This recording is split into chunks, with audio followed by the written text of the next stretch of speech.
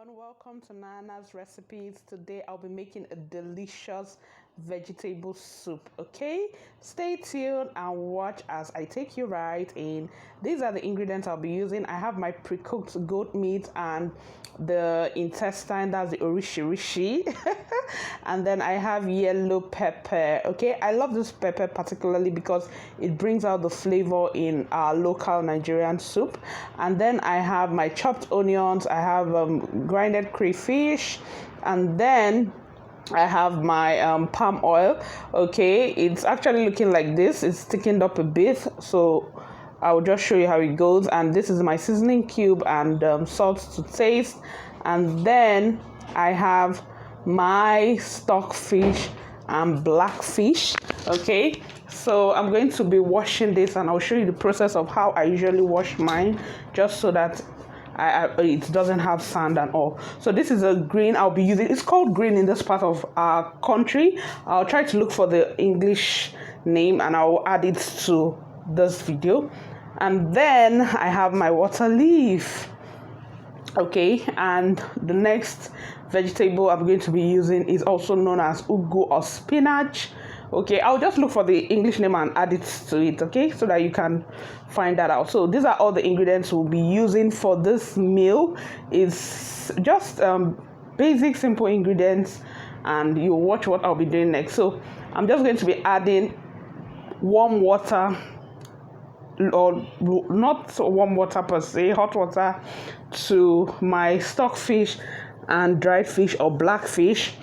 This way it would help me remove the bone and all the dirt that comes with this fish. It's usually very dirty, so I take my time to wash it properly. So this is the first batch. I just allow it to soak up in the hot water so that it softens up a bit, and then I can wash it easily. And I'll be doing that a second time, putting it in hot water again, just so that it can soften up a bit. You can do this once, but I just did it twice because I noticed that it still had some dirt on the skin. So now I'm tossing in the parboiled goat meat or the pre-cooked goat meat, as well as the intestine and other parts of the meat. You can see the shaki, you can see the roundabout, everything into the pot, and I'll just be cooking it a bit just so that it softens up as well. And then I'm going to be adding the broth that I used to pre-cook this meat earlier. Okay, so this is the broth, and I'll allow it to just, soak up in the meat a bit. This would be like the water that I'll be using to make the soup. Okay, and I would like to state here that it's very important to control the salt and the seasoning cube that you'll be adding. If you're using meat that you have not cooked, just be conscious of that. Okay, so next I'll be adding in the properly washed okporoko or stockfish and the blackfish or dried fish, whichever one you choose to call it. Okay, so I'm adding that in. And another reason why you reduce the salt content is because this fish actually contains salt. Now I've added a little bit of water just so that it can cook. And for this yellow pepper, I don't usually cut mine or blend. I just toss it into the pot and it melts on its own, and then I use my spoon to just squash it up a bit. So I will show you that process. I learned this from my mom but I've been doing it and I like it that way. It just melts, cooks together with the food, and then it disappears once it melts into the soup. Okay, you can decide to blend yours, you can decide to cut yours. It's all on you. All right, so I'm just adding seasoning cube now, little seasoning cube, as well as salt to taste, just little, especially at the beginning of the meal, so that it doesn't get too salty when you go in with your vegetable, okay, or when the soup is ready to be served.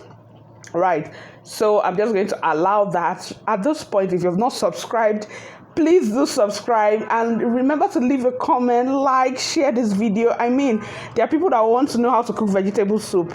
Try to share this with them. Okay, thank you. I've added in my chopped onions and I'm just turning it a bit. And then the reason why I like turning my food is that I just want all the seasoning to just go around it and just soak into the meat at this point. And remember to cook on low heat. All right, so now it's already looking good. It's actually soft at this point. So as you can see, the pepper is quite soft now. So I'll just squash it or smash it with the spoon, and it continues to melt as the meal cooking progresses. All right, so I'll just continue doing this. Like I said, you can decide to cut yours or blend yours if you don't want to go through this process. So the next thing I'll be doing now is to add in my crayfish. Okay, this is optional, but I mean, for any local Nigerian dish, it's very important to put your crayfish. It just adds extra flavor to your meal. Okay, and now I've turned that. I'm adding a little bit of water because I noticed that the water or the broth is already dried up a bit.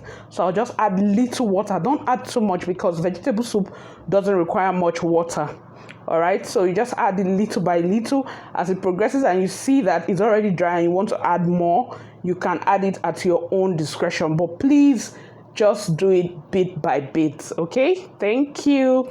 So next we're going to be going in with our palm oil. Some people decide to use palm kernel oil, but this is what's available to me, and this palm oil is the native type, which is why it's looking this way, right? But as soon as it goes into the pot, it melts completely. Now I'm just turning it so that the heat can melt it up. As you can see, it's beginning to, go mix properly with the meat and the other orishi inside the pot. I don't know, I'm always saying orishi, but hey, you know what I mean, right? So I'm just going to turn that for a few minutes and allow to cook, right? It's also important that once you turn or mix properly, you allow to cook for some time. That way it will boil properly, and then you'll be able to add other ingredients as you go. So now it has already mixed the palm oil and the mixture, the meat and all the ingredients have mixed together. As you can see, it has thickened up a bit. Okay, and the water is still not much. Very important. So this water is what I'll be using to cook the soup further. Okay, I won't be adding any other water. And then I'm just squashing the pepper that I'm seeing just to melt it completely. You can see how thick and succulent it looks. I mean, your kitchen is smelling heavenly at this point. Gosh. And now I'm going in with my pumpkin leaves. That's the ugu leaf. Okay, I'm just going to put that generously. And it's going to be going in bit by bit. Very important. All right, just put it in bit by bit, and remember to do this on low heat. Low heat is very important so that the it's not the high heat might actually make the vegetables to lose its nutrients.